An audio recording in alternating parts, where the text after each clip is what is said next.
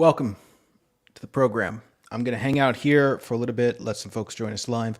So if you're watching the recording, check the description for a timestamp of when I actually begin.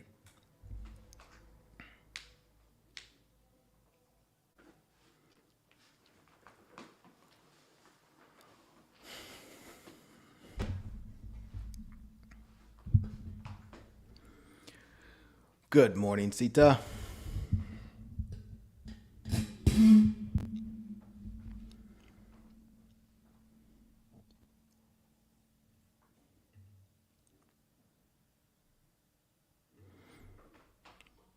We are hanging out here for just a few minutes. Let people get settled and join us.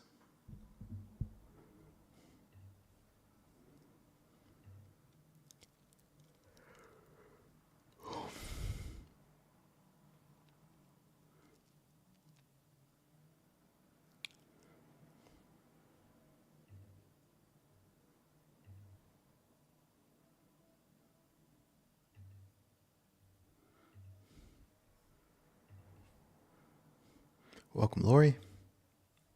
Welcome, Jennifer. Welcome, Jessica. Welcome, Nitin.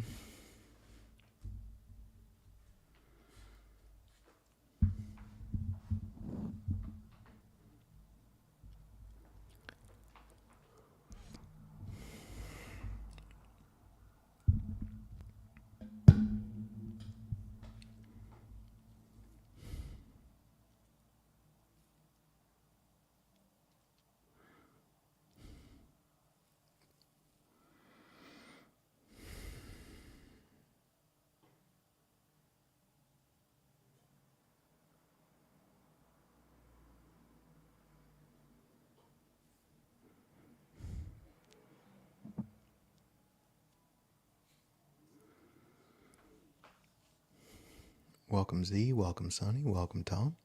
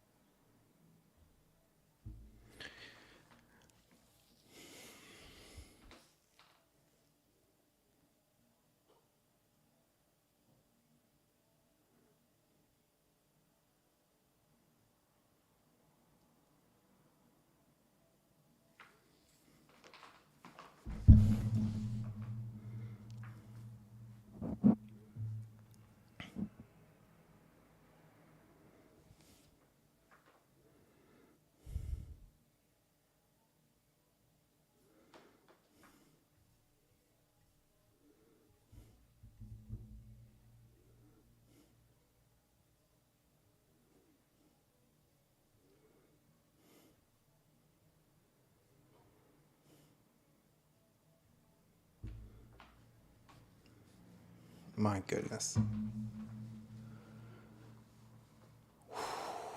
All right, I'm going to start by just taking my minute of stillness here. And then from that stillness, I'll start the program and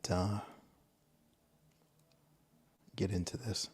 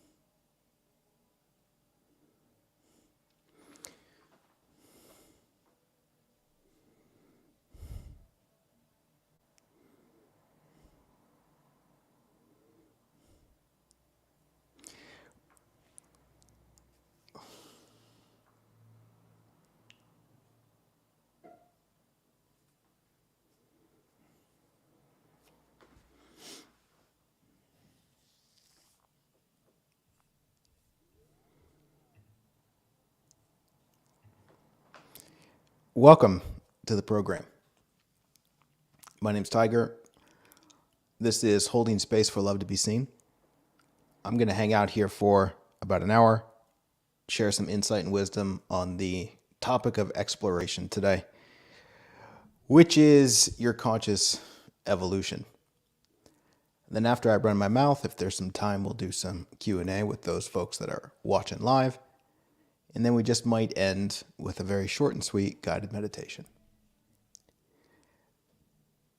There's so many beautiful directions I want to go in talking about this. Your conscious evolution. Because if you're here watching this, then naturally there's some sort of interest in you that wants to grow and evolve. And so I want to speak to this process as I see it unfold in my own experience and share some reflections which helps me understand a process that's already happening. And in that process is an invitation for me to relax into it rather than trying to make something happen.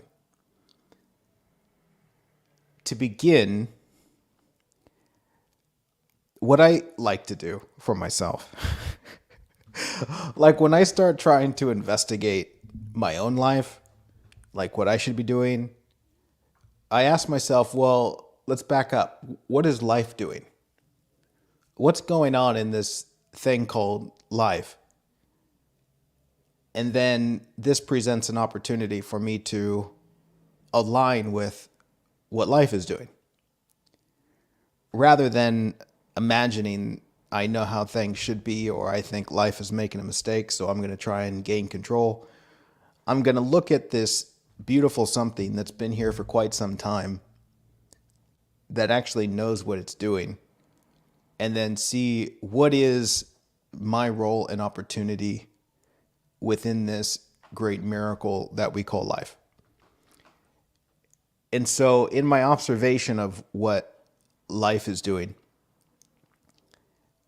what I recognize is that there is this expression of harmony. And what I mean by that is to look at the 10,000 pieces. And I hope you understand that when I say 10,000 pieces, I just mean everything. There's 10,000 things happening. And yet it's all happening in such a way that allows life to be life. It allows this miracle to be the miracle that is here and now. And there's this immensity of harmony among those 10,000 things, where it might look like things are in conflict with each other, things are fighting each other. But if you step back and you look at the bigger picture, that all is part of it. It goes with it. It's part of the harmony. And it's only because all of those things are doing all of those things that this moment can be this moment. And naturally, I always come back to looking at nature and looking at the forest. How the 10,000 things in the forest, there's this beautiful harmony where everything does what it does, not because it's told to, but it just does what it is. And in it doing what it is, it somehow contributes to this great harmony. And it's not just a harmony here on Earth, it's a harmony all throughout existence. It's a harmony that's been there all throughout time. Where all the stars doing what they need to do for the galaxy to be the galaxy. There are things that are coming and going right on time. And for however many years it's been, it's still going on. And as we watch it unfold, maybe if we look at what we might call scientific evolution of species, there are these little changes in transformation that invite a greater harmony or less effort or a greater chance of survival. And then when I look at my experience as a human being in the journey that I've been on, what we might call a conscious evolution, is that I'm learning to see things, myself, life, and others, in a way that invites more harmony into my experience.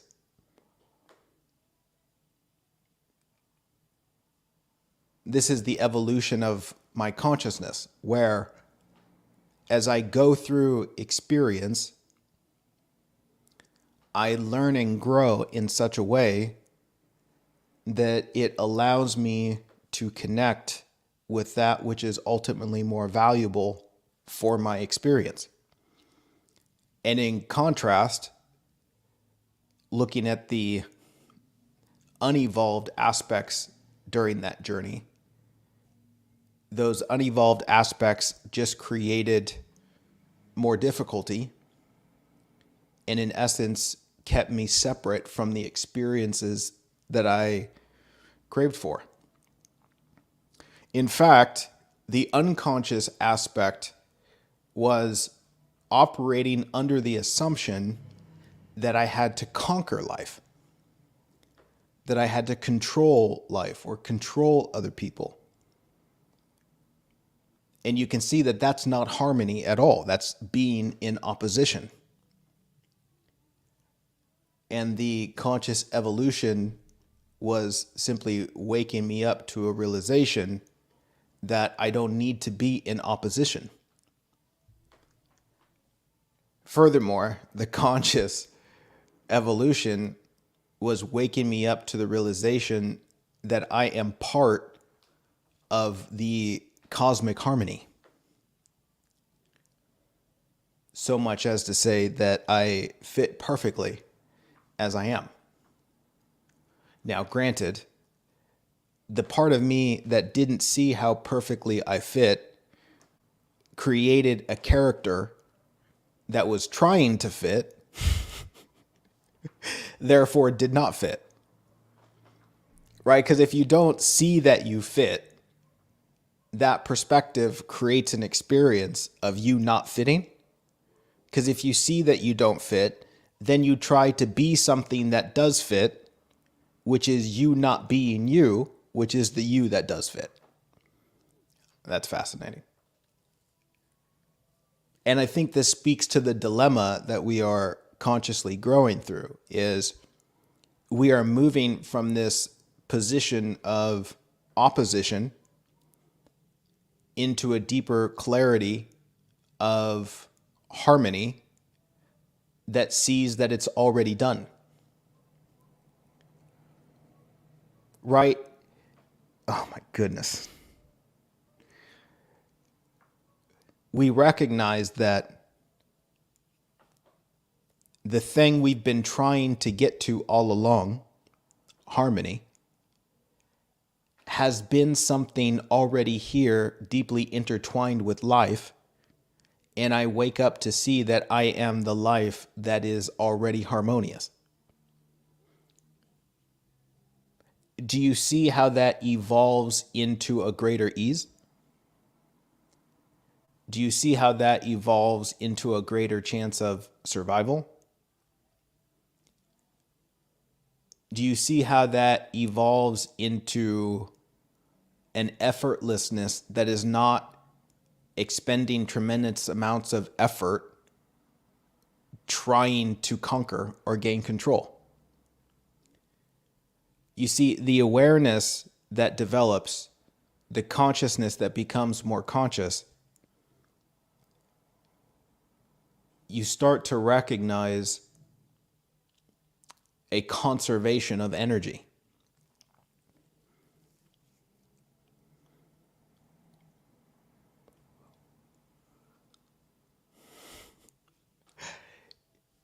The evolution of your consciousness is not getting somewhere in the world or an imaginary future. The evolution of consciousness is to see yourself, life, and others more clearly. Because as you see yourself, life, and others more clearly, you see the harmony that's already intertwined. And therefore you stop trying to conquer and control yourself, life, and others. And what does this invite you to do? It invites you to relax and enjoy the harmony, which is another way of saying it invites you to celebrate the miracle that's already here. And it invites you to see a more real and alive opportunity to participate and serve from a place of harmony in that miracle, which in other words is saying to simply be yourself. Because also to simply be yourself, there's an aspect of what you are that simply wants to contribute, that wants to serve, that wants to share.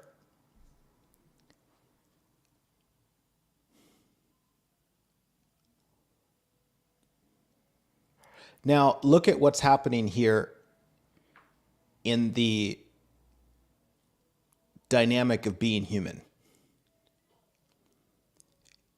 You come into this world not knowing much. We could say you don't know anything.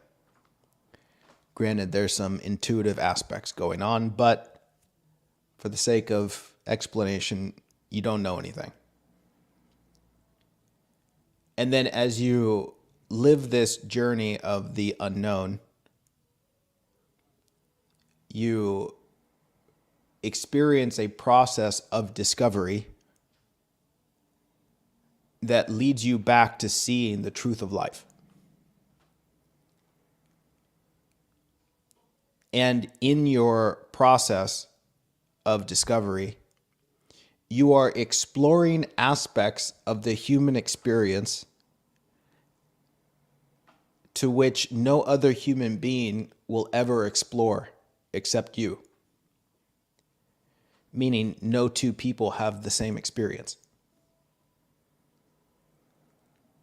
So in your human expression, you're having an incredibly unique exploration that is the evolution of your consciousness seeing itself more clearly, which ultimately results in more harmony. Look at it this way. And again, I'm trying to illustrate this. Life as a whole is in a perpetual state of being harmonious. And so in order for it to perpetually be in a state of harmony, it has to explore the potential disharmony. It's also like saying it has to learn about itself.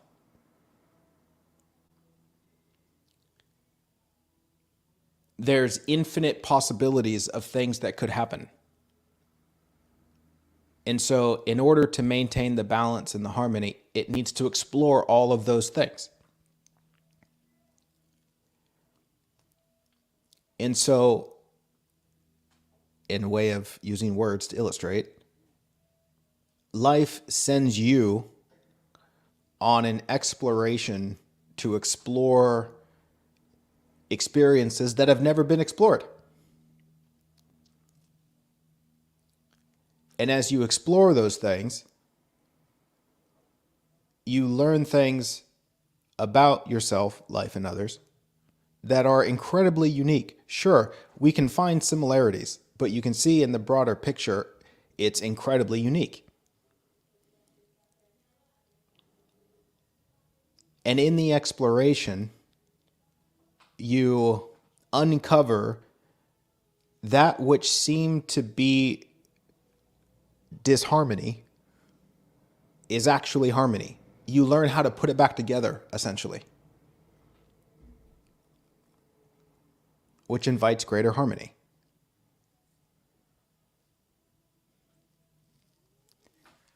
And what's going on underneath this exploration, as you go out and have all of these experiences, you're learning about yourself. And in your learning about yourself, you discover a greater alignment with yourself, which is the harmony. And this is so easy to see when you look at your human journey and the meaningful progress that you've made. The meaningful progress wasn't because you learned how to conquer life. You learned how to be in more harmony with yourself, which is also to say you saw more of what was true about yourself. Again, you didn't make anything happen. You saw more of what was true. And in seeing more of what was true, there was a natural harmony that emerged.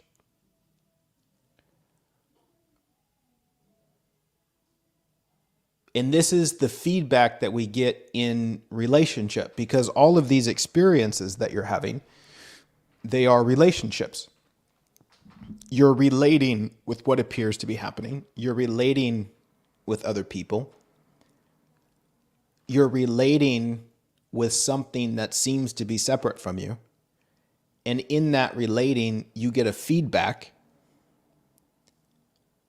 that teaches you about how you see. It teaches you what you see. And the more out of alignment what you see is with the truth of what you are, or the truth of life, then the further you are from harmony. And the more you see what's true, the greater the harmony. Because again, remember, harmony is the foundation of it all. And so your exploration is one of learning about yourself to rediscover harmony in a very unique and particular path that'll never be repeated. Now, this is the same thing that life is doing. Life is in a constant state of learning about itself, getting feedback, and then maintaining the harmony.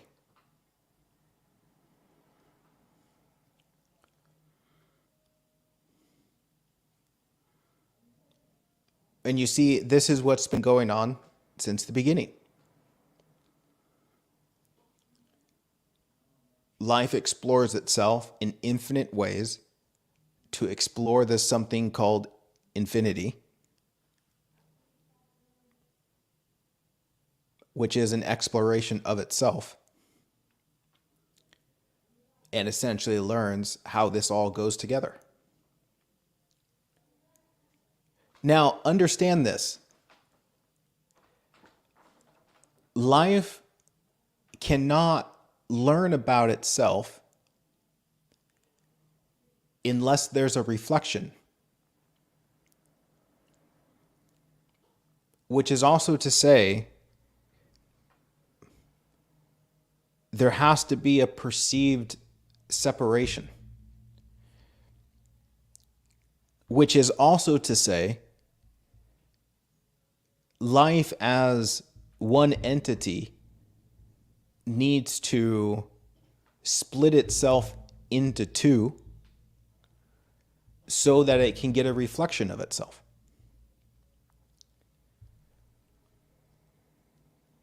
In the same way, and I wonder if you see, this is all just a fractal. Like whatever's going on in the greater picture of what life is, the same thing is happening in you, and the same thing is happening in everything else. For a human being to get a reflection of itself, it needs to be in relationship to other human beings. And so therefore, there needs to be two or more other human beings, man and woman. There needs to be the duality, the polar opposite, so to speak.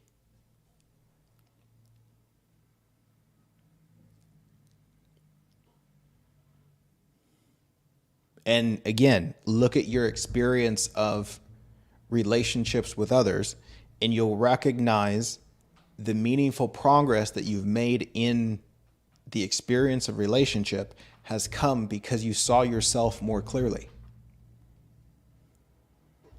And likewise, the disharmony was because you didn't see yourself clearly.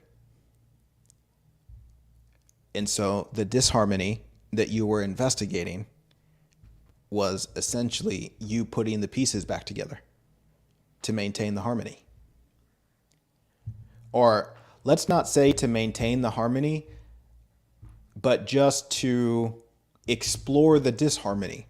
And in the exploration of the disharmony, there's a learning that goes on that goes back to the source of life, right? You might not even be consciously aware of the learning that's happening, but in your exploration of it, you're getting a feedback. And we can say that that feedback just goes back to life.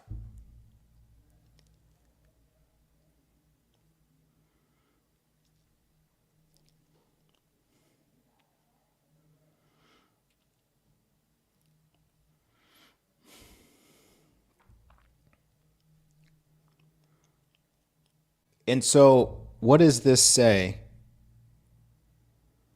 about your conscious evolution? And I'm talking to myself. What does this say about my conscious evolution? You know what it does? It completely transforms the perception of my role in this human experience. First and foremost, I recognize that my experience is not one of trying to conquer or control life. it shows me that my fundamental role is to explore what seems to be in a state of disharmony, which is also to say to explore pain and suffering and see where the disconnect is as it relates to the truth not being seen, which is also to say where love is perceivably absent, so that love can be seen. And as I flip this script, so to speak, it makes my whole human journey thus far make perfect sense. That I have been exploring unique paths of pain and suffering to discover a unique perspective that sees the truth in a brand new way.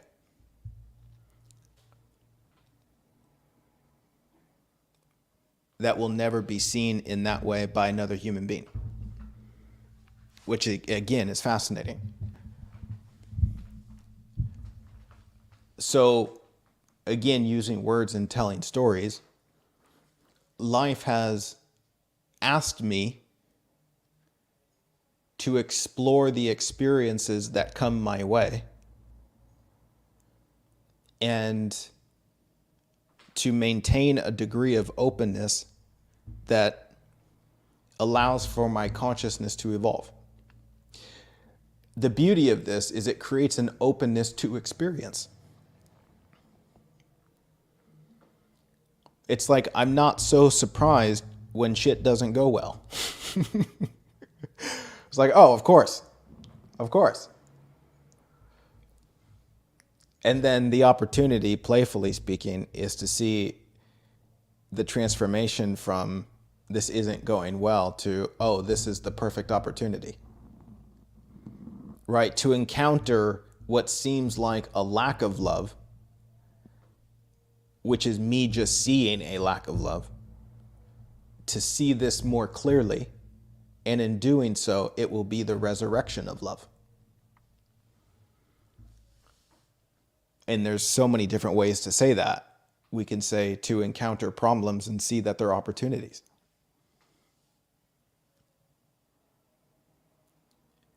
We can say to encounter what seems fearful to see that there's nothing to fear. Right? Because in the space where there's nothing to fear, then we touch upon a harmony that's already present.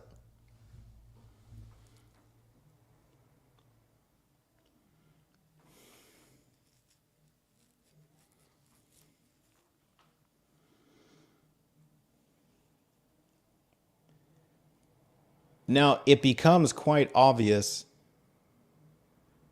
where the opportunity is for my consciousness to evolve. It's almost like saying, which level am I on in the game of consciousness evolving?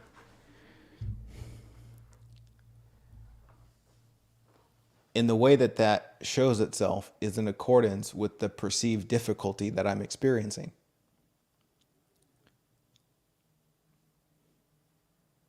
Right? Like for example, if you're experiencing relationship drama, that is the opportunity for consciousness to evolve. If you're experiencing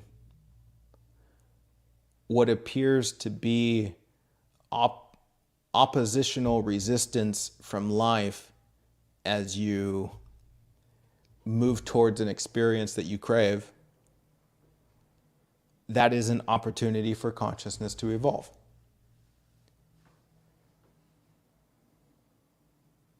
As you experience a conflict with yourself, that is an opportunity for consciousness to evolve. Again, what's the evolution? To take the feedback and see yourself more clearly. Which is also the same thing as saying to see life more clearly. which is also the same thing to see others more clearly. Because in the bigger picture of life going on an adventure, what it's ultimately seeing is that it all goes together. Put it this way. Life splits itself in two,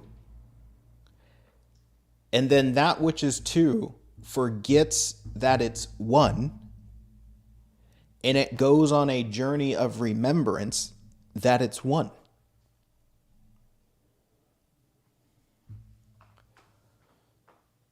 And in the journey of remembrance, it sees itself in a whole new way, which is the exploration of the infinite.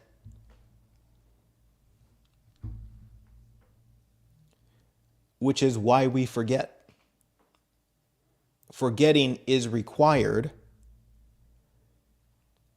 if we are to explore the forgotten, to remember what we really are in a brand new way, in a way that'll never be repeated.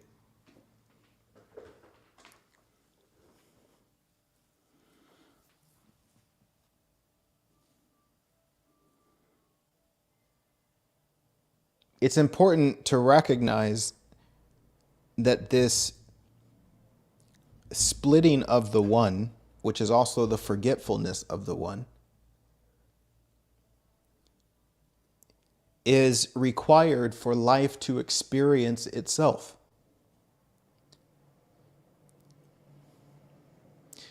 For there to be something called the ocean's tide, there has to be both a low tide and a high tide. So that which is one has to split itself in two to be able to have the experience of what it is. Right? The day and night. In order for day to experience itself as the day, it splits itself in two. But what is the truth underneath that? It's that the ocean is still the ocean, and it is both the low and the high tide. That the day is both the night and when there's light out. It's to experience that me as a separate something from somebody else is actually one thing. We're one.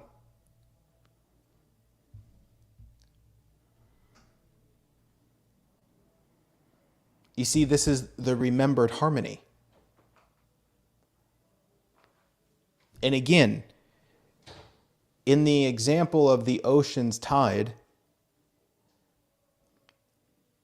you might think the low tide is better than the high tide, and so you fight the high tide and create disharmony. Right? You try and conquer it. But as you see the totality of the ocean, you see that it's both sides. And what happens when you see that you can't have the low tide without the high tide? And vice versa. What happens when you see that they're not really separate things? That they are things that are working together so that the ocean can experience itself. You let go of the ocean. And you say, oh my God, that's so beautiful.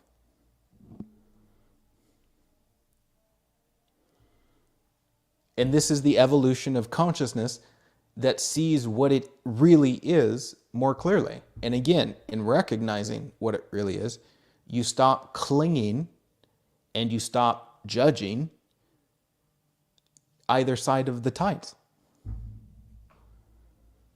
which invites you into a deeper harmony with it.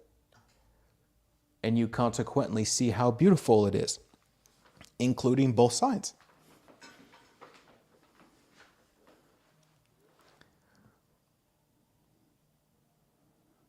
Because to say that the low tide is beautiful and worthy of love, and the high tide is ugly and undeserving of love, you're calling the ocean ugly. Because that's also the ocean, the high tide.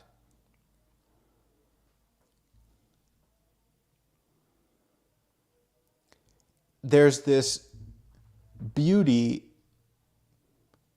beyond the appearance of separation. It's a much more beautiful beauty than the superficial preferences in how we want things to look, which is just an expression of our conditioning.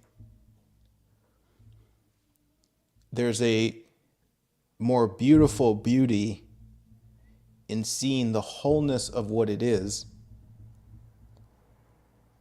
which is also like seeing the magnitude of this miracle called life. And it's extraordinarily beautiful. It's the difference between standing back and seeing the totality of the forest and saying, my God, you're beautiful, as opposed to taking a walk through the forest and judging all the things that you think smell bad. Not realizing that it's also those things which contribute to the totality of the forest being the forest. And so my conscious evolution is to effectively see the bigger picture, see more of what's actually happening. And mechanically, the more I see what's actually happening, the less there is to judge, the less there is to condemn, the less there is to withhold love from, and the less there are problems and more opportunities.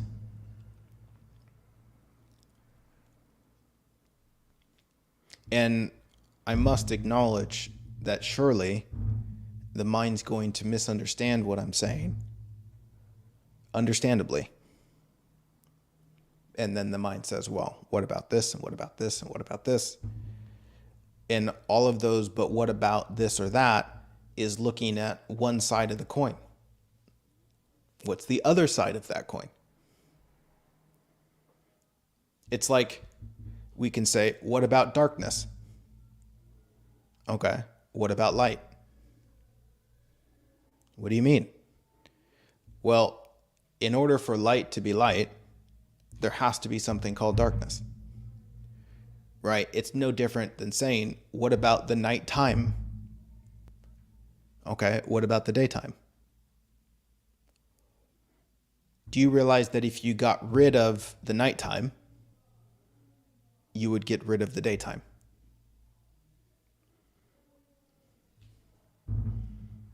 Or we could say, if you just left the light on all the time, you would eventually have a very difficult time sleeping. So you'd be out of harmony with it. Rather than understanding that it plays its part, which is also to say it plays its part that allows the light to be the light. Maybe a more practical way of saying this. What about the struggle that people have in forgetting the truth of what they are? Okay. What about the beautiful opportunity that I have to remind people of what they are? If it wasn't for the play of forgetting, I wouldn't have the opportunity that I have to explore my own experience and to share a beauty that I see about waking up. You see, those things are inseparable. They go together. Now, if I spend my life in resentment to the experience of not seeing what we are, like blaming people, blaming myself, Do you see how that closes me down and I'm much more unavailable to receive insight? I'm much more unavailable to go on the exploration because I'm too busy judging the foundation of life, which is a refusal to go on the exploration.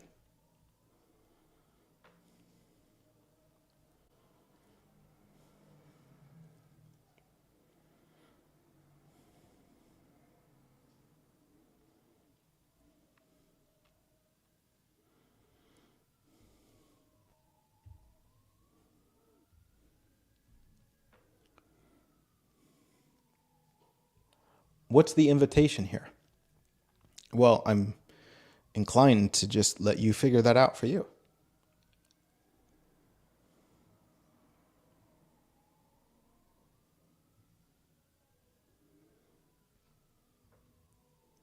Are you here to conquer life and control things?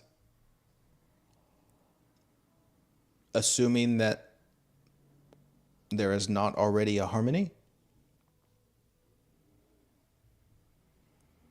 And to force things in the way that you want them to be and then spend your life trying to keep all those pieces together? Is that harmony? Or is that trying to be God?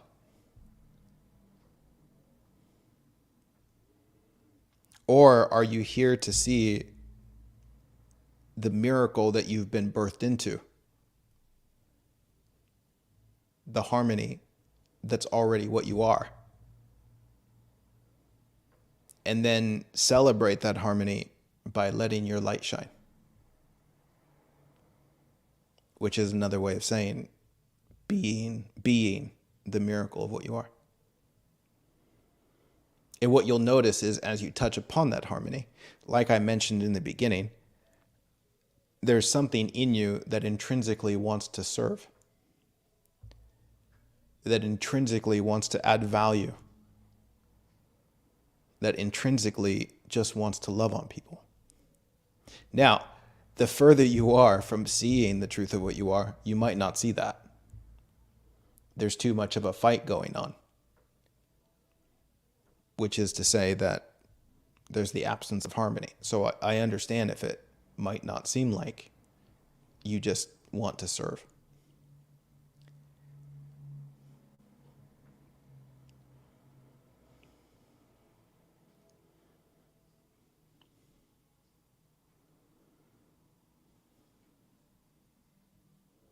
And, this relates to something that I point to quite often, but it's so on point for me as it relates to this. And this expression, again, is just an illustration to see something. I'm just using silly words. But the expression is, are you in this life trying to be God? Or are you in this life seeing that God is already God? And in the play of that, as it's been illustrated throughout the ages,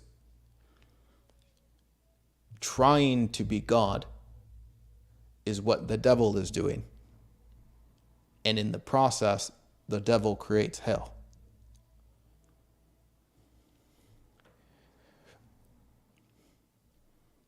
And what we wake up to, in a manner of speaking, is to see that God is already God, which is another way of saying it already goes together. The harmony is already there. It's the difference between looking at the polarity between nighttime and daytime and thinking that nighttime is a mistake. And so you spend your life trying to conquer the nighttime, not realizing that it's supposed to be there.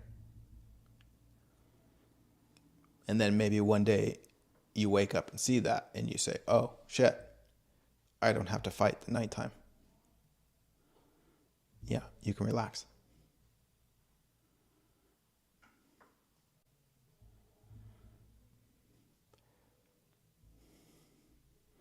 Okay. Let's look at questions. Audrey says, I struggle to reconcile how everything fits into the greater harmony. How do atrocities like racism, sexism, and hatred contribute to the harmony? Well, that's the opportunity, isn't it? Maybe you missed what I said earlier, or you just arrived.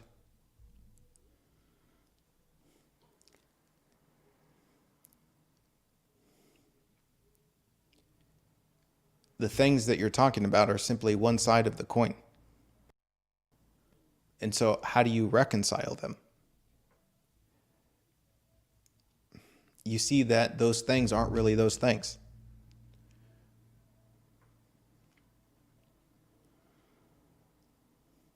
You see, and this is part of the dilemma, like with the daytime and nighttime.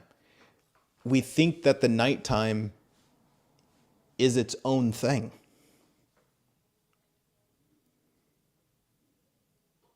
Just imagine this. Imagine that you had argument with the nighttime, right? Because it gets dark and maybe you think you're scared of the dark. And so you think life made a mistake with the nighttime. And then you say, what about this atrocity of the nighttime? Right? It imposes on my experience because I get scared. And I think I'm scared because the nighttime is the nighttime, not realizing that I'm not really scared of the nighttime. I'm scared of my imagination in the nighttime. So I'm not really scared of life being life. I'm scared of my imagination about life. And then the fear that I experience by seeing my imaginary monsters, I blame that on the nighttime. And so I think I should get rid of the nighttime, as if it's responsible for the fear/suffering I'm experiencing. But as my consciousness evolves, I recognize that it's not the nighttime's fault that I'm scared. My fear is my own misunderstanding that's confusing my imagination for reality.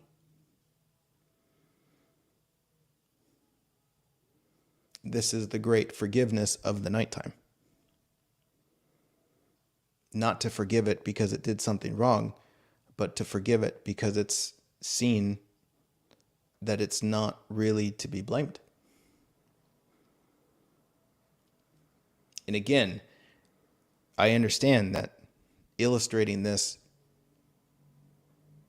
is not the same as other experiences that we are more identified with. The nighttime is an easy example, but maybe we have to start with something easy.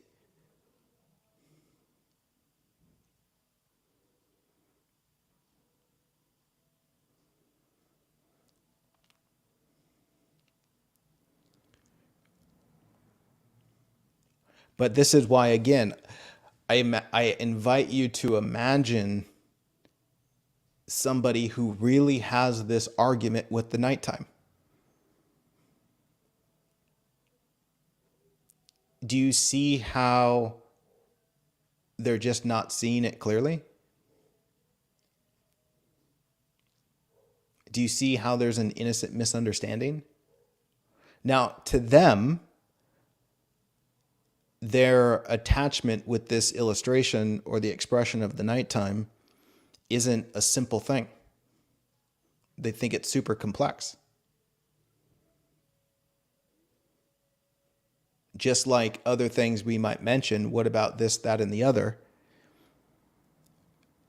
For one person, they've been reconciled and they're easy.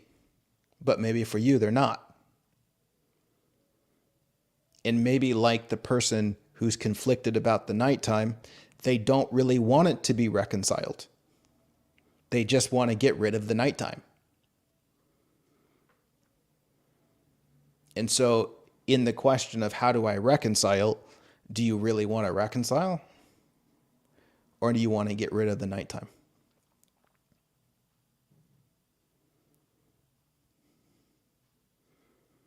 Because it's probably worthwhile to mention that the more sincerely you're open to reconcile, then the more likely it'll happen. To put it another way, the more open you are to see what's true, the more likely you're to see it.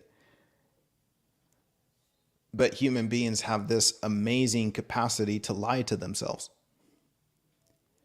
where they say, oh yeah, I want to see the truth of things, but do you really?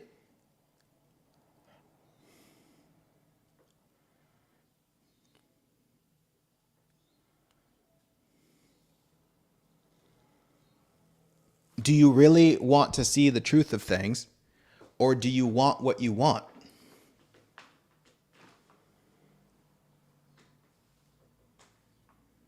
This is important. This is the whole difficulty in waking up. We're trying to wake up in a way that helps us maintain control, that helps us get what we want, rather than letting go of it all.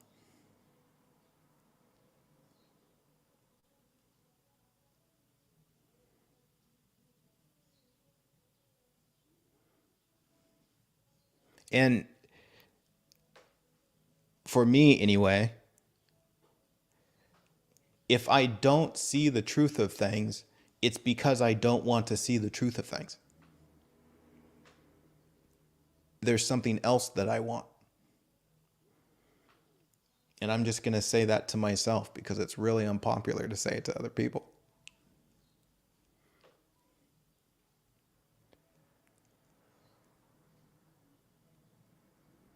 If I don't see the truth of things, I don't really want to see the truth of things.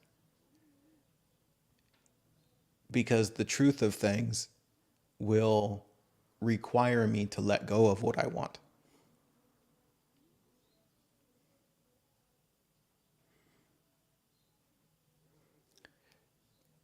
Look at this in the illustration of a relationship with another human being.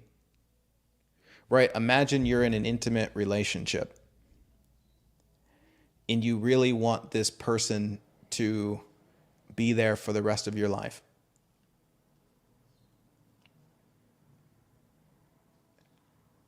Do you see how there's a part of you that doesn't want them to be totally honest?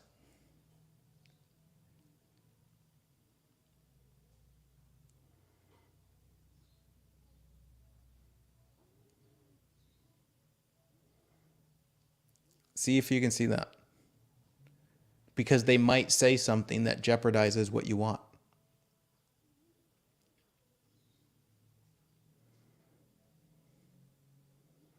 The more you want them to be around in the future,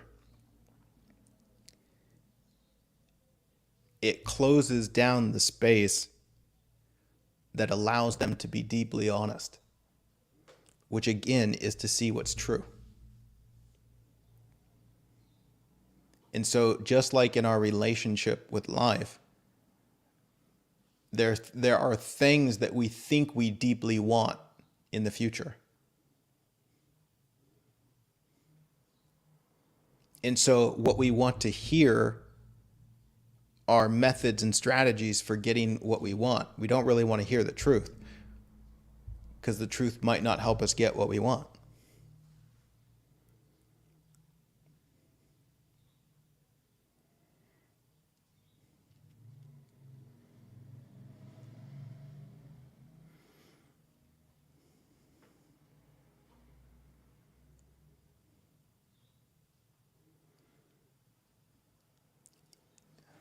Why do we experience the things that we experience?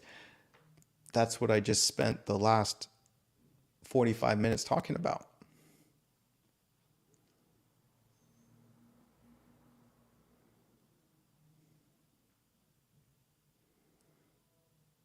And if we can approach those things that we experience with a devotional interest in having it help us see what's true,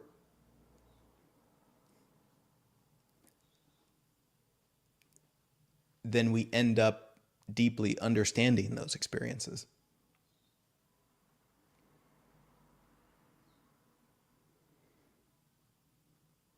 And it's the understanding of those spirit experiences that improves the quality of our relationship with those experiences.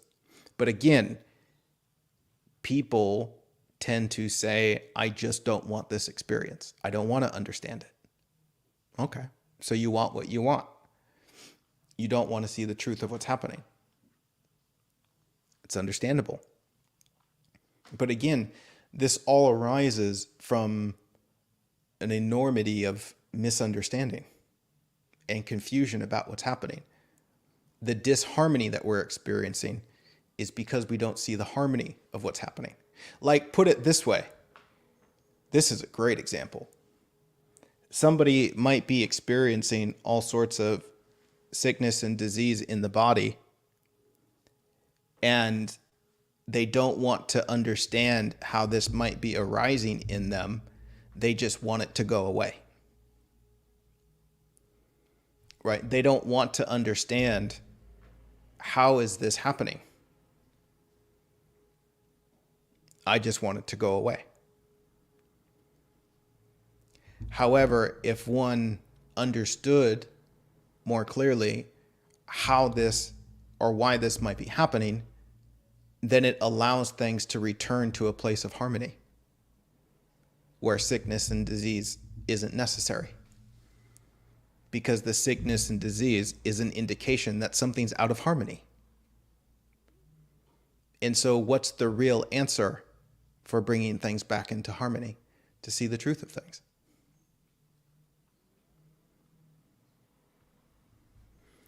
Which might require me, if I would like for harmony to return, to stop running away from certain things, face some certain things, take radical responsibility.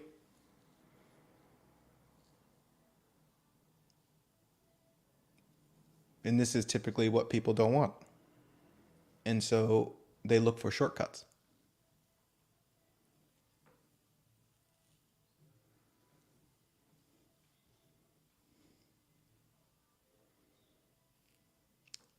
All in all, what I'm inviting is an invitation to a deep stillness. A deep stillness that's open and willing to see what's really going on.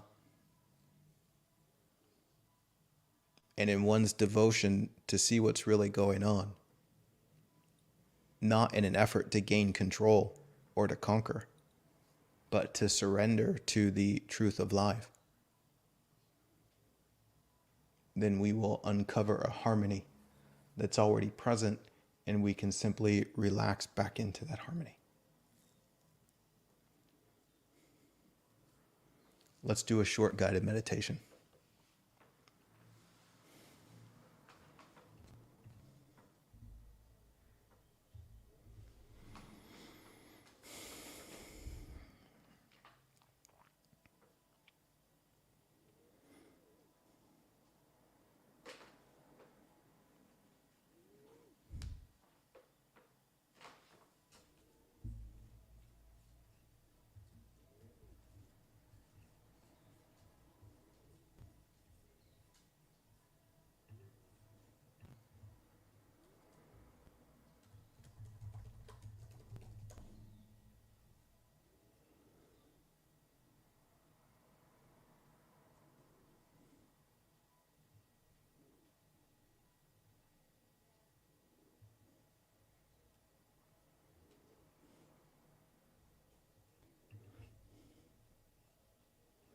Actually, for this guided meditation,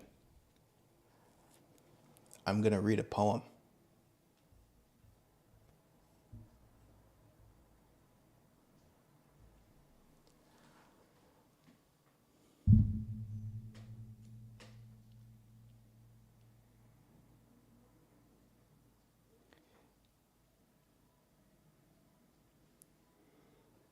Welcome to this moment. For this guided meditation, I'm going to share a poem with you. And my intention is to simply invite an opportunity to come back to this moment and reconnect with a harmony that's already here. This poem is called Harmony of One.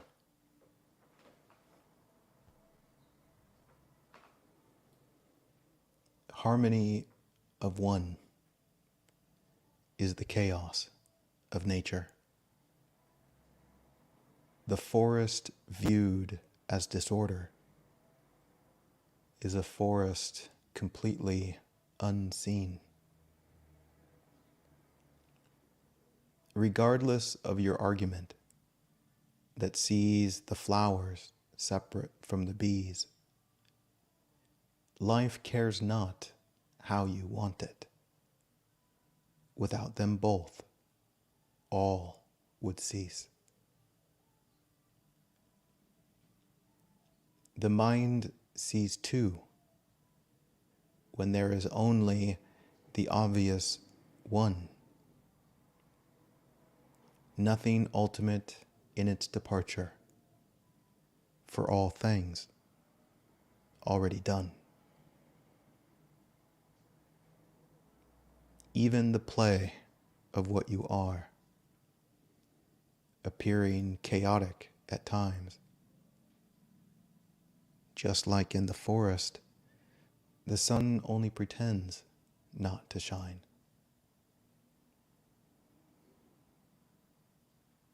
It is the fearful mind that demands things be organized, not recognizing the dance of all the instruments in this symphony of the divine. You are not 10,000 pieces. You are the forest in harmony. Relax into this unfolding, and you will see life's poetry.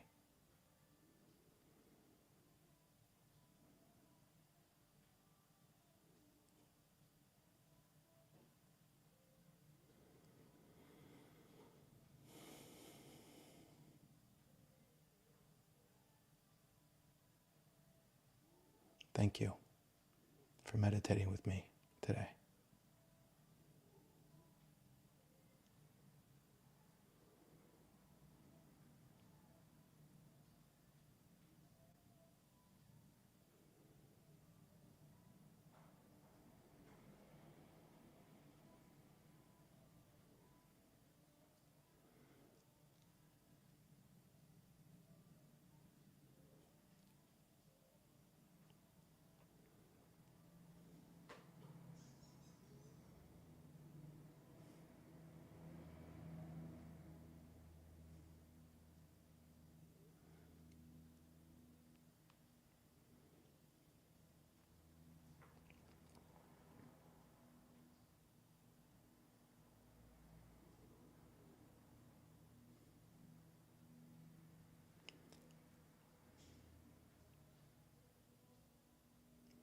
I did see some donations pop up there. Thank you.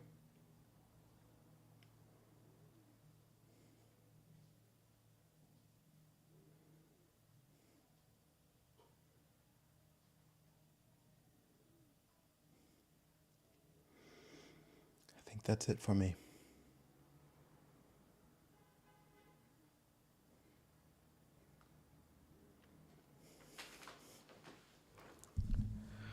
Just wondering if I want to say anything else.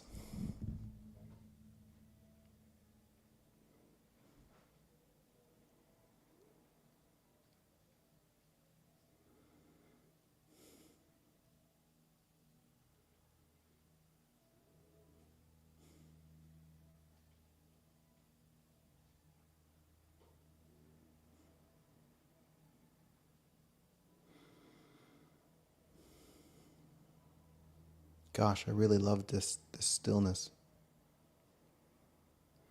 This stillness with an openness to just listen. Thank you, Luna, for the donation.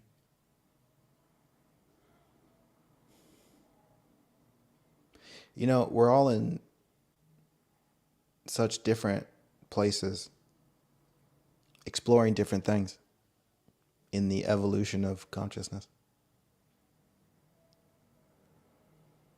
And as such, in the difference of our position in the landscape, there are none that are higher or lower. It's just different.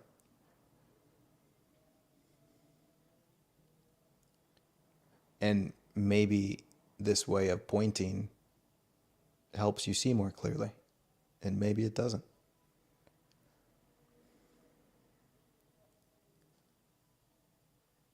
And then sometimes there's questions that arise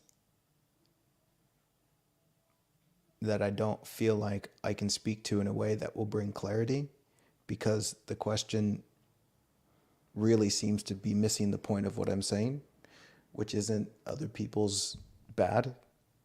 It's just a misalignment of understanding, or that I'm just not able to communicate it in that way right now. And in that situation, often the best course is to not answer the question. Because I can tell you, some of the best answers I've received from life to my question is not an answer.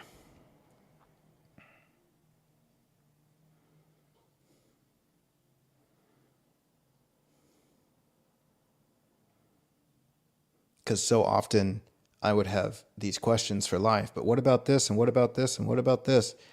And life is just like, I can't even address that. Because it's not looking in the direction that life wants me to look in.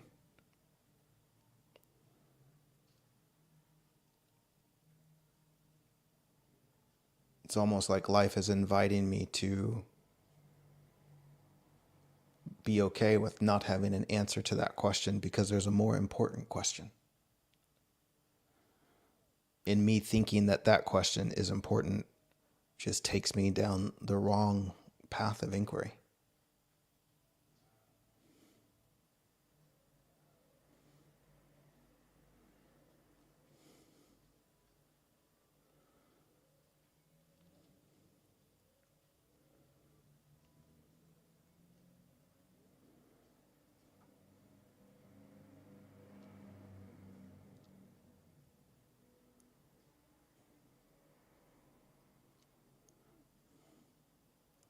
You know what this really is for me? And also, it's the invitation that I extend for people who, in some regard, deeply understand what I'm pointing to, or have a deep resonance to what I'm pointing to, is that I'm not pointing towards this search for an answer. What I'm pointing toward is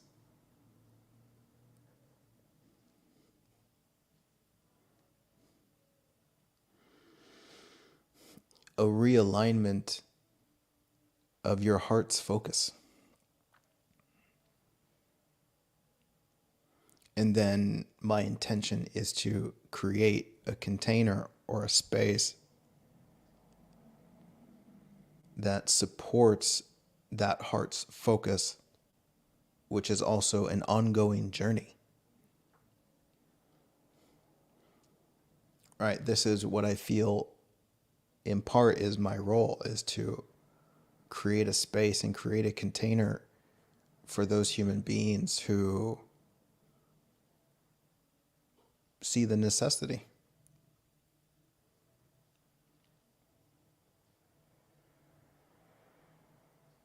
It's not a realignment that happens just in one moment. It's a shift in our capacity to be devotionally committed. It's like recognizing that I am here to see what's deeply true. And this is this is my life's devotion.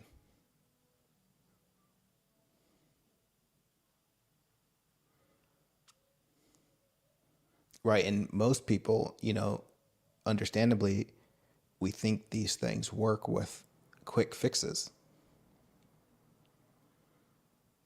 Right. We go around asking somebody to give us a pill. Give me the answer. And that's not how this works.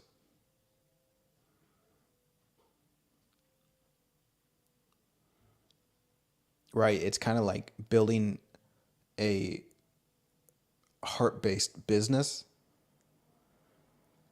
It's like, it's not just tell me what to do. It's, no, this is why I'm here.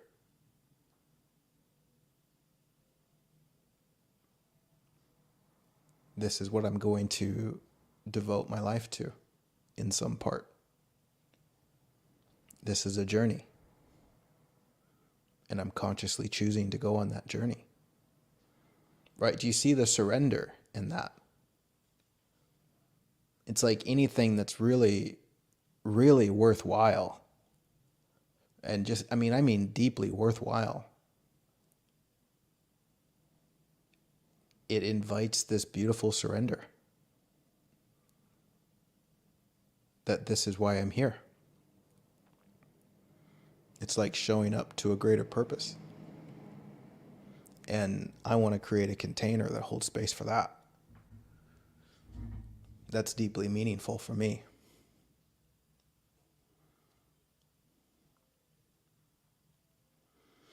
All right, lovelies. Wonderful to see you. I am scheduled to be back same time next week. Don't know what the topic will be, but it'll present itself. If you enjoy this stuff, tell your friends. And I did just release a whole bunch of audio recordings on my Insight Timer account. Probably like 4 hours worth of stuff, if not more. And which were like previous recordings of these Tuesday sessions. But check those out. And if you enjoy them. Share the love. Because if you find value, then it's a safe bet that other people will find value too. All right, till next time. Aloha and cheers.